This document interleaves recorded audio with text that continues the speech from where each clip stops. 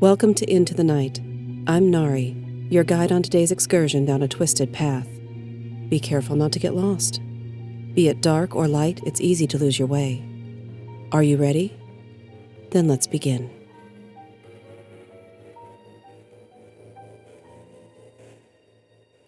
See you on the flip side. Traveling through familiar countryside, Canon McLeod watched through the train window deep in thought. The vibrant blue of the sky and the bright reds, yellows, and oranges of a lovely autumn splashed along the sides of the tracks, like an impressionist painting. He'd longed for home, but in some ways, he felt as though he'd never left it. So much in his life had changed. However, even though he knew this route well, he still felt somewhat out of place. "Love has a way of doing that to a person," his grandmother once told him. At the time, he hadn't understood her wise words. One look at Audrey Mason changed all that. In an instant, he knew everything changed when they had that chance encounter while he traveled for work. Finding love never entered into his plans, and falling in love with Audrey certainly complicated everything he thought he knew about life. Audrey brought an immediate light to his otherwise narrow existence.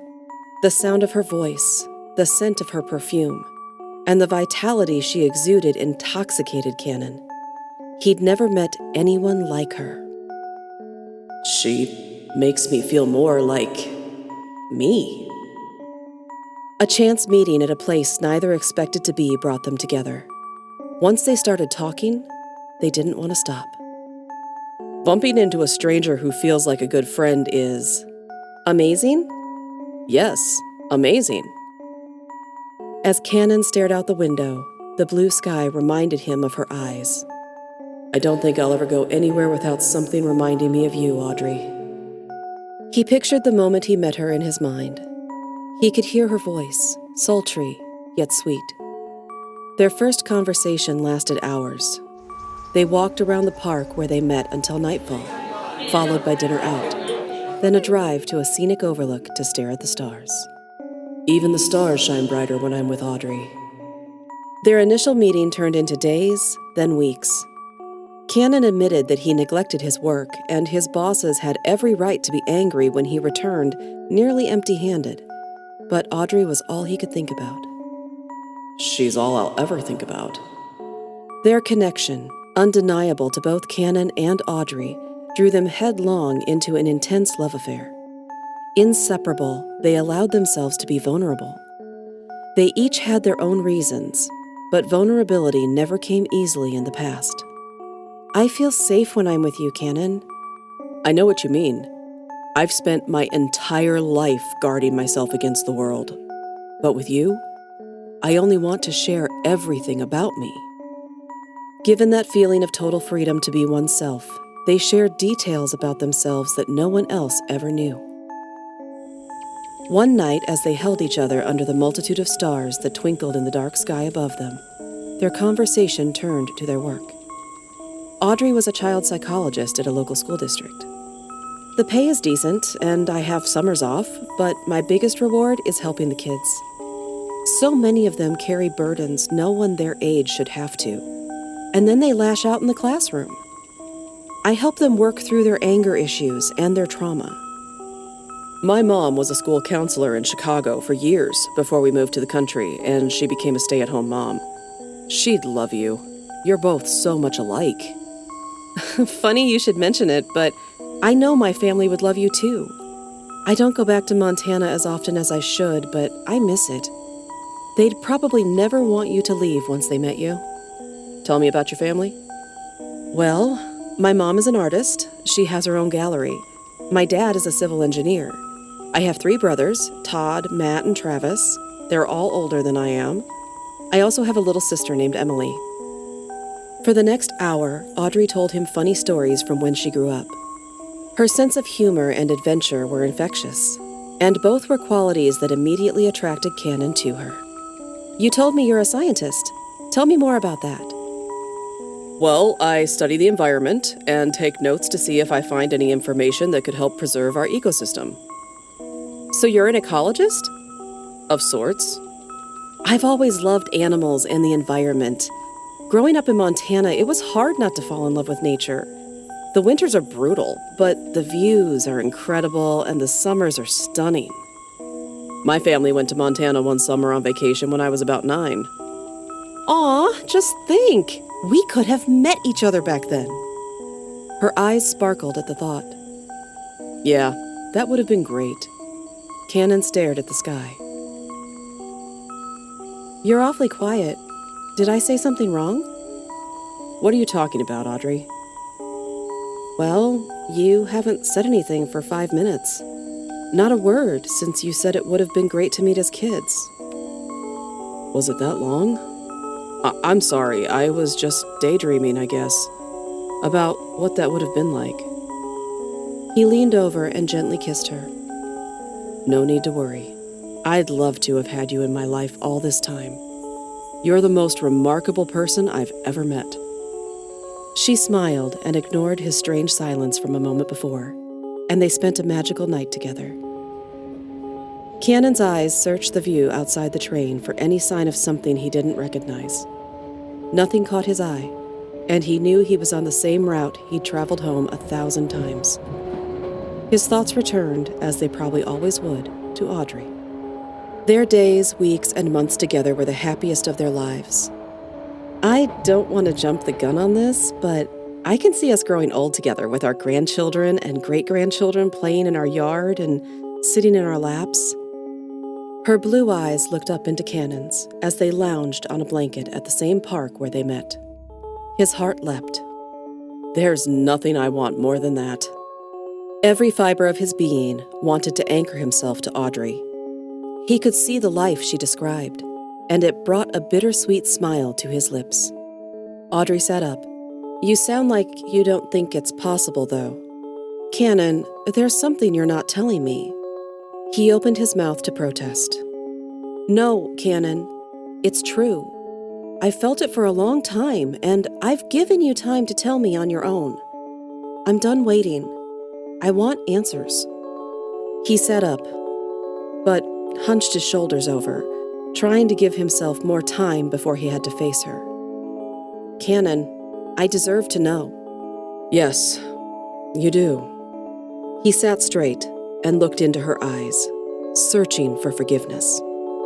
I should have told you from the beginning, but I haven't wanted to risk losing any moment with you. What's the truth? Her voice was no longer sultry and sweet, but defensive. I know you've been lying to me. I haven't lied to you. I just haven't told you the whole truth. She sat silent, waiting.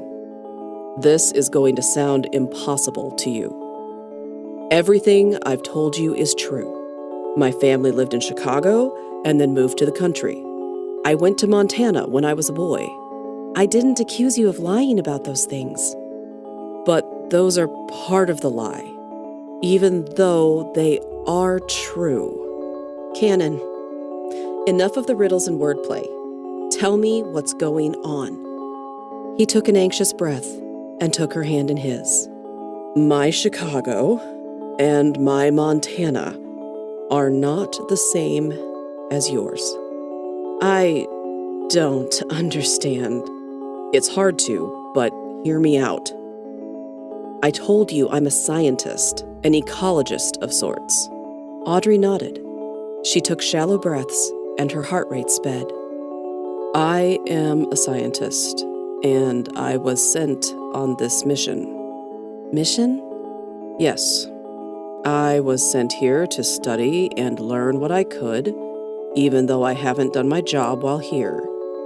I was supposed to collect data to take home. He paused, and they watched each other's faces while each tried to navigate this conversation. My home isn't exactly like your home, but in some ways it's exactly like yours. Audrey stood to walk away. Don't go. I told you to stop with the word games. Damn it, I want answers. I've given you everything I have, and this is the best you can give me? I thought better of you, Cannon. He reached for her hand and stood. You're right. I need to just tell the truth. Our worlds are parallel universes. We are happening at the same time, most likely even in the same space, but neither is aware of the other universe normally. You exist here, and I exist there. I was sent here to prove a theory, and I have. You exist, and I exist, at the same time, but in a different yet same place. He put his arms around her, and she looked away. I don't expect you to understand it at all. I don't understand it at all. I don't think even the professors who sent me here completely understand. All I know is that I'm here, and I love you. But you can't stay, can you? You can't have a life with me. Ever. His face winced in pain. No, I can't. You should have told me before I fell in love with you. Audrey, you know as well as I do that neither of us could have stopped our love. The moment we saw each other, we knew. Tears rolled down her cheeks. Slowly, she nodded. You're right. We've always known. She held him. What now? I have to go back. No. I have to. I don't want to. I can feel it, though. Part of me is crumbling. I can't explain it, but part of me is coming apart. I'm being stretched too thin remaining here. I don't want to leave you, Audrey. If you want me to stay here, I will. For whatever time I have left. His sobs broke her. She held him and smoothed his hair with her hand. I believe you. You have to go back, though. I could never live with myself if I chose for you to die. They clung to each other, tears mingling with tears. I will never forget you. You are my very heart and soul. I swear, Audrey. I will work to find a way to come back to you. I know. I'll never love anyone else. No matter where we are, you will be the only one I love. Come back to me if you can. She stepped away from him as he stood broken in front of her. Go, Cannon. You need to go. I'll never forget you. She turned and walked away as the autumn leaves swirled down around her in a gust of October wind. After watching her go, Cannon looked out at a place he loved and would miss. He pulled a small device from his coat pocket. It resembled a detonator with a button at the top. He twisted the knob. The button sprang up, and he pushed it while clenching his eyes tight. Audrey's face was all he saw as he spun through the mysteries of time and space, finding himself in the laboratory at the university where he'd begun his journey. After a few weeks of debriefing, he was granted a leave of absence. Now, sitting on a train, heading through a place that was both home, yet never would be again, he closed his eyes and cried.